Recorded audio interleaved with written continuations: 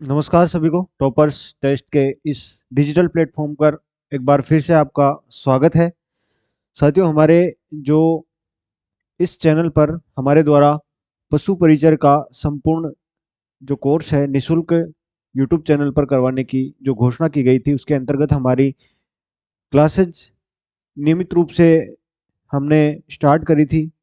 बीच में कुछ व्यस्तताओं के कारण मैं आपकी जो साइंस की क्लास है वो थोड़ी हमारी डिस्टर्ब हुई है, लेकिन अब फिर से हम अ, जो अपनी नियमित रूप से क्लासेज हैं वो स्टार्ट करने जा रहे हैं। और जैसा कि आपके जो फॉर्म है वो बंद हो चुके थे उस टाइम आचार संहिता के कारण, तो वो भी आपके अब जल्द ही रीओपन हो जाएंगे। तो आप जो है अपनी तैयारी को वापस से एक गति हम देने का प्रयास करेंगे। तो आज जो हम अपनी क्लास में पढ़ने जा रहे हैं, पिछला जो टॉपिक हमने लास्ट जो हमने टॉपिक छोड़ा था वो था हमारा परिसंचरण तंत्र। उसके अंतर्गत जो हम पढ़ रहे थे, जब आप लास्ट क्लास को एक बार देखोगे तो उनमें हम रुधिर परिसंचरण पढ़ रहे थे। रुधिर परिसंचरण के तीन भाग होते हैं। रक्त, उसमें सबसे पहले रक्त को पढ़ते हैं हम, हृदय पढ़ते हैं और रुधिर वाहिनियां पढ़ते हैं। रक्त के बारे में हमने पढ़ लिया था कि रक्त के जो मुख्य बिंदु है इसके बारे में हमने पढ़ चुके थे पिछली क्लास में। रक्त के जो अवयव हैं उसमें प्लाज्मा होता है 55%, रक्त कणिकाएं 45% होती है और उन कणिकाओं में आरबीसी, डब्ल्यूबीसी, प्लेटलेट्स पाई जाती है, तीन प्रकार की। तो इनके बारे में यहाँ तक हम पिछली क्लास में हम पढ़ चुके थे। यहाँ से हम आगे स्टार्ट करेंगे पढ़ना। तो सबसे पहले हम आरबीसी के बारे में पढ़ेंगे, डब्ल्यूबीसी के बारे में पढ़ेंगे और फिर प्लेटलेट्स के बारे में पढ़ेंगे। काफ़ी इंपॉर्टेंट ये जो है आज की क्लास हमारे लिए रहने वाली है। तो स्टार्ट करते हैं। रक्त में जो कणिकाएं भाग होती है, जो कणिकीय भाग होता है, उसमें पहली जो कणिका पाई जाती है वो लाल रक्त कणिका पाई जाती है। शॉर्ट में इसको आरबीसी यानी कि रेड ब्लड सेल भी कहा जाता है। अब इसके बारे में हम पढ़ना स्टार्ट करें तो सबसे पहले इसकी खोज की बात आती है। लाल रक्त कणिकाओं को सर्वप्रथम ल्यूवेनहॉक ल्यूवेनहॉक ने 1674 में छोटे गोल कणों के रूप में देखा। सबसे इंपॉर्टेंट बात जो होती है कि इसमें केंद्रक अनुपस्थित होता है। इसमें केंद्रक की अनुपस्थिति के कारण अधिकतम आरबीसी में हीमोग्लोबिन रह सकता है। रक्त का रंग लाल किसके कारण होता है? हीमोग्लोबिन के कारण। और वो हीमोग्लोबिन किस में पाया जाता है? आरबीसी में पाया जाता है। आरबीसी में हीमोग्लोबिन होता है क्योंकि आरबीसी में केंद्रक नहीं पाया जाता, तो उसमें अधिक से अधिक हीमोग्लोबिन को स्टोर करने के लिए काफी उसमें जगह होती है। आरबीसी को एरिथ्रोसाइट्स, इसका दूसरा नाम भी एरिथ्रोसाइट्स, लाल रुधिराणु, लाल रक्त कणिका, इन नामों से इसको जाना जाता है। लाल रक्ताणुओं यानी आरबीसी के चारों तरफ पतली प्लाज्मा झिल्ली का आवरण होता है, जो हमारी एक, जिसको हम नस सादा भाषा में या रुधिर वाहिनी कह सकते हैं, उसमें जब ब्लड फ्लो होता है तो उसमें आरबीसी इस प्रकार से चकतियों के रूप में, गोलाकार चपटी संरचनाओं के रूप में, जो बीच में से दबी हुई, यानी इस आकृति को हम अगर शुद्ध हिंदी में उभय अवतल यानी दोनों तरफ से अवतल, अवतल और उत्तल लेंस हमारे साइंस में हम पढ़ते हैं। उत्तल उभरी हुई आकृति होती है, जैसे चम्मच का नीचे का भाग और चम्मच का ऊपर का भाग जो खड्डा होता है वो अवतल भाग होता है। तो इसी प्रकार से इसमें दोनों तरफ अवतल भाग और किनारों से ये मोटी उभयावतल आकृति होती है। तो ये केवल कशेरुकियों में ही पाई जाती है। सभी स्तनधारियों की आरबीसी में केंद्रक अनुपस्थित होता है। इंपॉर्टेंट बात है, केंद्रक अनुपस्थित आरबीसी में होता है। लेकिन एक अपवाद के स्वरूप ऊंट एवं लामा, ये दोनों जंतु होते हैं, इनकी आरबीसी में जो है केंद्रक पाया जाता है। ये अपवाद स्वरूप होता है। बाकी समस्त जंतुओं की आरबीसी में केंद्रक अनुपस्थित होता है। ये हो गए हमारे आरबीसी के बारे में। आरबीसी की संरचना आप देख सकते हो, उभयावतल इसकी डिस्क के समान, चकती के समान आकृति इसकी होती है। खोज ल्यूवेनहॉक ने, हीमोग्लोबिन पाया जाता है इसमें, और एरिथ्रोसाइट इसको कहते हैं। प्लाज्मा झिल्ली चारों तरफ पाई जाती है, कशेरुकियों में पाई जाती है, केंद्रक अनुपस्थित होता है। अगली अब हम कणिका की तरफ चलेंगे, वो है हमारी, हमने लाल लाल रक्त कणिका यानी कि आरबीसी पढ़ ली, हम श्वेत रक्त कणिका यानी व्हाइट ब्लड सेल डब्ल्यूबीसी पढ़ेंगे। इससे पहले हम इसका कुछ और पॉइंट है, इसके जीवन काल के बारे में, आरबीसी के ही जीवन काल के बारे में बात करते हैं। आरबीसी का जीवन काल 120 दिन का होता है। काफी बारी प्रश्न आपसे पूछ लिया जाता है आरबीसी के जीवन काल का। आरबीसी का निर्माण जो होता है, निर्माण के समय केंद्रक युक्त होती है। हमने पहले पढ़ा कि आरबीसी में केंद्रक नहीं पाया जाता, लेकिन जब ये अपनी नवीन अवस्थाओं में, यानी कि जब निर्माण के समय जो है इसमें केंद्रक पाया जाता है, लेकिन बाद में केंद्रक विलुप्त हो जाता है। जब ये परिपक्व होती है तो इसमें ऑटोमेटिक जो है केंद्रक इसका विलुप्त हो जाता है। आरबीसी का कब्रिस्तान या शरीर का ब्लड बैंक, आरबीसी का कब्रिस्तान काफी इंपॉर्टेंट, ये हमारे पास ये लाइन है, इसको प्लीहा तिल्ली, हमारे शरीर में प्लीहा तिल्ली को आरबीसी का कब्रिस्तान, यानी अब आरबीसी नष्ट होती है तो प्लीहा में होती है और इसको कहा जाता है। मनुष्य में आरबीसी की संख्या मेल में 55 लाख और फीमेल में 45 लाख प्रति मिलीमीटर घन मिलीमीटर होती है। घन मिलीमीटर, स्क्वायर 3 है तो घन मिलीमीटर होती है। 55 लाख की जगह कभी कभी 5.5 मिलियन भी आपको ऑप्शन में मिल सकता है। पुरुषों में और महिलाओं में इसकी संख्या अलग अलग होती है। पुरुषों में आरबीसी की संख्या अधिक होती है, जबकि महिलाओं में इसकी संख्या कम होती है। मिलियन के रूप में देखें तो आप पॉइंट लगा सकते हो, 1 मिलियन 10 लाख, यानी कि 5.5 मिलियन 4.5 मिलियन, 55 लाख और फीमेल में 45 लाख। आरबीसी की संख्या में कमी से एक रोग होता है रक्तअल्पता। रक्तअल्पता एनीमिया आपने सुना होगा। एनीमिया रोग हम सादा भाषा में कहते हैं खून की कमी से या रक्त की कमी से एनीमिया होता है, लेकिन वो आरबीसी मेन जो अवयव है रक्त का वही आरबीसी ही है, तो आरबीसी की कमी से एनीमिया हो जाता है। आरबीसी की संख्या में अधिकता से एक दूसरा रोग होता है पॉलीसाइथेमिया। अगर कमी हो जाए तो एनीमिया, कमी हो जाए तो एनीमिया और अधिकता हो जाए तो पॉलीसाइथेमिया रोग आरबीसी की अधिकता के कारण हो जाता है। आगे बढ़ते हैं। आगे बात है अपनी अगली जो कणिका है वो है डब्ल्यूबीसी। डब्ल्यूबीसी श्वेत रक्त कणिका, व्हाइट ब्लड सेल, इसको ल्यूकोसाइट्स भी कहते हैं। आरबीसी को एरिथ्रोसाइट्स कह रहे थे। इसको हिंदी में देखो नाम इनके आपको याद रखने हैं, श्वेत रक्त कणिका यानी कि व्हाइट ब्लड सेल डब्ल्यूबीसी, और ल्यूकोसाइट्स भी इसको कहा जाता है। आरबीसी की अपेक्षा बड़ी होती है किंतु संख्या में आरबीसी से कम होती है। हम संख्या पढ़ेंगे इसके आगे कितनी पाई जाती है। अभी हमने आरबीसी की देखी, आरबीसी की 55 लाख पुरुषों में, 45 लाख महिलाओं में। इसका व्यास जो है 100 माइक्रोमीटर होता है। अब ये जो है डब्ल्यूबीसी, ये भी कई प्रकार की होती है। डब्ल्यूबीसी एक तो कणिकीय होती है, एक होती है अकणिकीय। कणिकीय में तीन प्रकार की होती है, बेसोफिल, न्यूट्रोफिल, इओसिनोफिल। सबसे कम जो होती है बेसोफिल होती है 65%, कणिकीय का 65% न्यूट्रोफिल होती है और बाकी जो है इओसिनोफिल होती है। यानी सर्वाधिक जो डब्ल्यूबीसी होती है वो न्यूट्रोफिल और सबसे कम होती है बेसोफिल। इसके अलावा अकणिकीय में मोनोसाइट और lymphocyte. Monocyte, lymphocyte, monocyte largest होती है, लिम्फोसाइट सबसे छोटी होती है आकार में। आकार में सबसे बड़ी मोनोसाइट और सबसे छोटी लिम्फोसाइट डब्ल्यूबीसी के अंतर्गत। तो ये डब्ल्यूबीसी के प्रकार हैं। इसकी संरचना भी आप देख सकते हो, ये मोनोसाइट्स है, सबसे बड़ी है। इसमें जो मध्य में केंद्रक है वो एक बीज के आकार का, सेम के बीज की आकृति का या वृक्क की आकृति का केंद्रक पाया जाता है। लिम्फोसाइट और ये न्यूट्रोफिल है, बेसोफिल है और इओसिनोफिल है। श्वेत रक्त कणिकाओं के जो ये 5 प्रकार की है, कणिकीय में 3 प्रकार की, अकणिकीय में 2 प्रकार की जो है डब्ल्यूबीसी पाई जाती है। अब इसकी विशेषताएं देखते हैं डब्ल्यूबीसी की। ये प्राय रंगहीन होती है, ये प्राय आरबीसी हीमोग्लोबिन के कारण लाल होती है, जबकि डब्ल्यूबीसी जो है रंगहीन होती है। केंद्रक की उपस्थिति, अब डिफरेंस भी आप साथ के साथ इसमें समझते चले।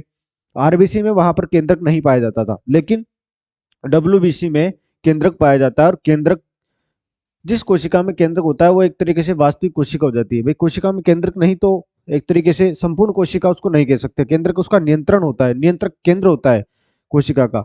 तो इसमें केंद्रक है, तो ये लगभग वास्तविक कोशिका इसको हम कह सकते हैं। बच्चों में डब्ल्यूबीसी की संख्या वयस्कों की अपेक्षा अधिक होती है, क्योंकि बच्चों में प्रतिरक्षा, क्योंकि इसका मेन काम जो होता है वो हमारे शरीर में प्रतिरक्षा, प्रतिरक्षा यानी रोगों से लड़ने की क्षमता विकसित करना होता है।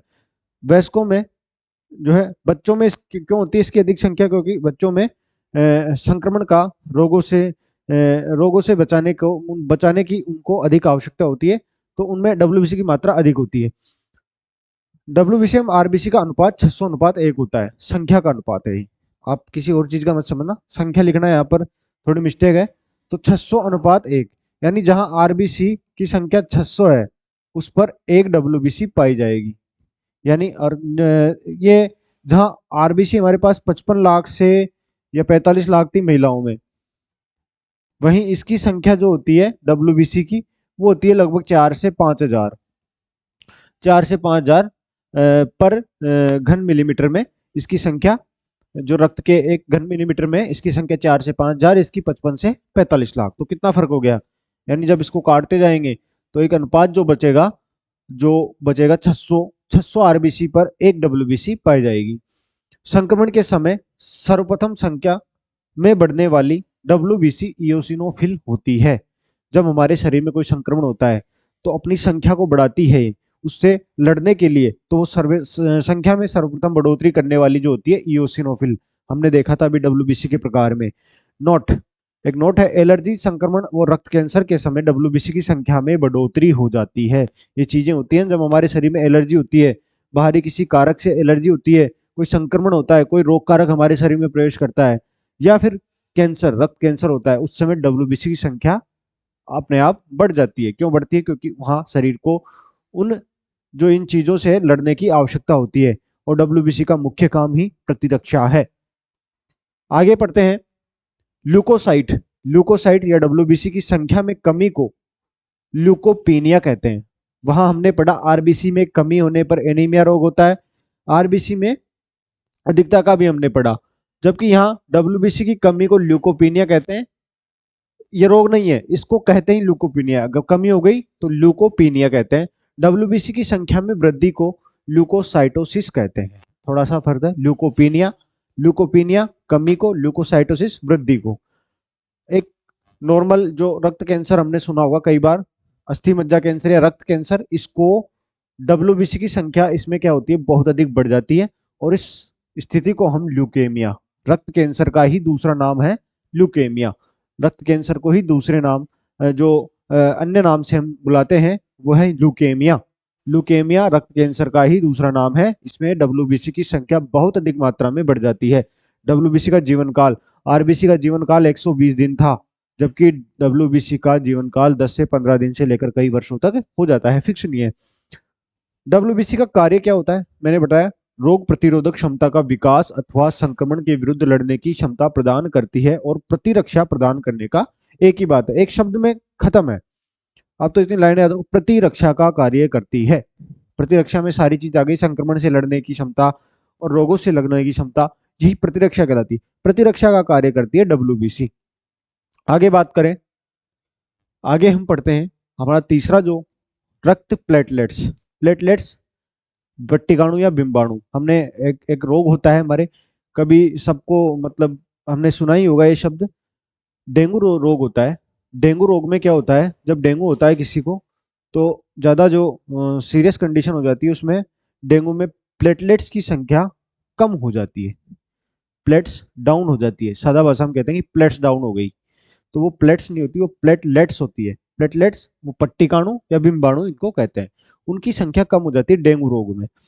अब इसकी इसके बारे में पढ़ते हैं। प्लेटलेट्स का उत्पादन लाल अस्थि मज्जा में होता है। प्लेटलेट्स की संख्या में कमी होने को थ्रम्बोसाइटोपेनिया कहते हैं, थ्रम्बोसाइटोपेनिया। देखो इनकी संख्या में कमी होना, वृद्धि होना, ये हमने आरबीसी में पढ़ा, आरबीसी में रोग कहते थे उनको, कमी में वृद्धि से क्या रोग, जबकि डब्ल्यूबीसी में भी कुछ शब्द आए, इसमें भी एक शब्द आया थ्रम्बोसाइटोपेनिया, ये कमी होने को है। इसका जीवन काल 5 से 9 दिन का होता है।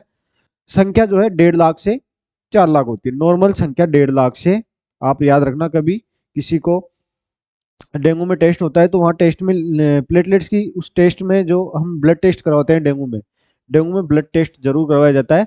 उसमें आपकी प्लेटलेट्स की काउंट लिखी होती है कि 50,000, 1 लाख। नॉर्मल अगर 1.5 लाख से ऊपर है तो वो सही कंडीशन है, लेकिन 1.5 लाख से कम है, 1 लाख तक भी लगभग नॉर्मल है। 1 लाख से नीचे आ जाए 50,000, 60,000, 70,000, तो ये थोड़ा सीरियस मामला होता है, ये काफी कम संख्या मानी जाती है। तो 1.5 लाख से 4 लाख इसकी नॉर्मल संख्या होती है। कार्य इसका आपको याद रखना है, रक्त का थक्का बनाने में सहायक होती है। प्लेटलेट्स का मुख्य काम है रक्त का थक्का बनाने में सहायता करना। जब हमारे चोट लग जाती है, रक्तस्राव होता है, तो उस समय जो हमारे उस घाव को भरने में, उस रक्त को बहने से रोकने के लिए, तो तुरंत जो है हमारे 1 डेढ़ मिनट 2 मिनट बाद में ही हमारा खून अपने आप थोड़ा गाढ़ा सा होके वहां पर थक्का बन जाता है। उस प्रक्रिया में महत्वपूर्ण भूमिका जो होती है प्लेटलेट्स की होती है। 3 चीजें पढ़ ली हमने, आरबीसी पढ़ ली, डब्ल्यूबीसी पढ़ ली, प्लेटलेट्स पढ़ ली। आगे चलते हैं। आगे रक्त के तीनों भाग हमने पढ़ लिए। रक्त के तीनों भागों में सबसे पहले रक्त हम पढ़ रहे थे, रक्त में प्लाज्मा पढ़ा हमने, जो 55% भाग होता है। उसके बाद हम उसके जो है कणिकीय भाग पर आए। कणिकीय भाग में डब्ल्यूबीसी, आरबीसी और प्लेटलेट्स था। डब्ल्यूबीसी पढ़ ली, आरबीसी पढ़ ली, और प्लेटलेट्स हमने पढ़ ली। अब हम यहाँ पर रक्त का टॉपिक हमारा समाप्त होता है, अंतिम चरण में है, इसके कार्य पढ़ लेते हैं। रक्त शरीर के विभिन्न भागों से व्यर्थ पदार्थों को उत्सर्जन अंगों तक ले जाकर निष्कासन में सहायक होता है, और रक्त शरीर के तापमान का वितरण कर तापमान नियंत्रण में सहायक होता है। हमारे शरीर का तापमान सर्दी, गर्मी, बरसात हमेशा एक सा बना होता है। अब टेम्परेचर जो हम नॉर्मल कहते हैं कि हमारा सेल्सियस में 37 के लगभग 37 डिग्री, और फ़ारेनहाइट में 98.6 ऐसे फ़ारेनहाइट इसको मानते हैं। हमारे बताया गया है नॉर्मल रूम टेम्परेचर पर शरीर का तापमान। तो ये फिक्स क्यों है? सर्दी में कम हो जाना चाहिए, बरसात में, क्योंकि हम जो है मनुष्य जो है समतापी प्राणी है। समतापी, शरीर का तापमान कैसी भी कंडीशन हो, थोड़ा बहुत ऊपर नीचे, लेकिन हम समतापी। ऐसा नहीं है कि बाहर का वातावरण गर्मी में बहुत अधिक हमारे शरीर का तापमान बढ़ जाएगा, वो बुखार जैसी कंडीशन में अलग बात है, लेकिन हमारा शरीर जो है हमेशा तापमान को नियंत्रित रखता है। हमारा शरीर जो है हमारे तापमान को हमेशा नियंत्रित रखता है। उस काम में हमारा जो रक्त है इसकी महत्वपूर्ण भूमिका होती है। कोशिकाओं के नष्ट होने पर पुनः मरम्मत करना, मृत कोशिकाओं को प्लीहा यकृत तक पहुंचाना। कोशिकाएं जब नष्ट हो जाती है उनकी मरम्मत करता है, और मृत कोशिकाओं को ये क्या है, उसको यकृत तक या प्लीहा तक पहुंचा देता है। रक्त ऑक्सी हीमोग्लोबिन, सबसे महत्वपूर्ण कार्य इसकी बात करें तो ऑक्सी हीमोग्लोबिन श्वसन पढ़ा था हमने, देखा था ऑक्सी हीमोग्लोबिन के रूप में कोशिकाओं तक, जो हमारे हम श्वास में ऑक्सीजन लेते हैं वो ऑक्सी हीमोग्लोबिन के रूप में पहुंचता है। तो ऑक्सी हीमोग्लोबिन के रूप में ऊतकों तक ऑक्सीजन ले जाता है, ऊतकों या कोशिकाओं तक ऑक्सीजन रह जाता है। कुछ कोशिकाओं के समूह को ही हम ऊतक कहते हैं। तो इन तक जो है ऑक्सीजन की सप्लाई जो करता है वो रक्त करता है। रक्त में पीएच, जल व आयनों का संतुलन, हमारे शरीर की पीएच जो है, अम्लता, क्षारीयता, उसको बैलेंस रखता है। आयन जो है, विभिन्न प्रकार के आयन होते हैं, खनिज होते हैं, उनका संतुलन रखता है। और रक्त का थक्का बनाने के गुण के कारण, इसका मुख्य गुण जो है, इसमें प्लेटलेट्स पाई जाती है जो कि रक्त का थक्का बनाने में सहायता करती है। उसके कारण रक्तस्राव को रोककर जीवन की रक्षा भी करता है। हमारा रक्तस्राव अगर रुके नहीं तो शरीर से संपूर्ण रक्त बाहर निकल जाए, तो उस स्थिति में जीवन की रक्षा करता है रक्त स्राव को रोककर। तो ये रुधिर के हमारे जो है कार्य हैं, और यहाँ हमारा जो रुधिर का टॉपिक है वो कंप्लीट होता है। रुधिर के इस टॉपिक के अंतर्गत हमने इसकी संरचना, इसमें क्या क्या अवयव होते हैं, इसके संपूर्ण अवयवों के बारे में विस्तार से हमने अध्ययन किया। प्लाज्मा को देखा, कणिकाओं के अंतर्गत आरबीसी को देखा, आरबीसी में उसके कार्य, उसकी संरचना, सब कुछ हमने एक एक पॉइंट को काफी अच्छे से हमने पढ़ लिया है, जहां से प्रश्न बनने की सर्वाधिक संभावना होती है। हमने काफी अच्छे से मेहनत करके आपके लिए कंटेंट तैयार किया है। आरबीसी, डब्ल्यूबीसी, प्लेटलेट्स पढ़ा, और लास्ट में हमने उसके संपूर्ण रक्त के कार्य हमने देख लिए। तो आपका जो है हमने परिसंचरण स्टार्ट किया, उसमें जो है आपका हृदय और रुधिर वाहिनियां भी हम अगली क्लासेस में पढ़ लेंगे। रक्त हमारा यहाँ पर कंप्लीट हो जाता है, और सर्वाधिक जो है नॉर्मल आपके क्वेश्चन बनने की संभावना इसी से होती है। तो आशा करता हूँ आपको जो ये क्लास है आज की, ये काफ़ी अच्छे से समझ में आई होगी। हम जो है हमारी क्लास को निरंतर रखने का, इसको नियमित आपको क्लासेस मिलती रहे, ऐसा हमारा प्रयास रहेगा। अगर किसी कारणवश कोई व्यस्तता होती है तो आपको सूचित कर दिया जाएगा। आप जो है अपनी तैयारी को निरंतर रूप से जारी रखें, हमारे इस चैनल से जुड़े रहें, अपने साथियों को भी अधिक से अधिक जोड़ें, क्योंकि यहाँ पर हम जो आपको कंटेंट जो है मेहनत से आपको एक गुणवत्ता युक्त कंटेंट ही हम प्रदान करने की आपको कोशिश कर रहे हैं। तो अपनी तैयारी को निरंतर जारी रखें, पढ़ते रहें, और इस चैनल को अधिक से अधिक लोगों तक शेयर करें, इस वीडियो को शेयर करें, आपकी जो क्लास होती है अपने साथियों तक शेयर करें, चैनल को सब्सक्राइब करें, वीडियो को लाइक करें, और कोई आपकी सुझाव हो तो हमें दें, कोई डाउट हो आप कमेंट में लिख सकते हैं। और आज के लिए इतना ही, बाकी मिलते हैं अगली क्लास में। धन्यवाद।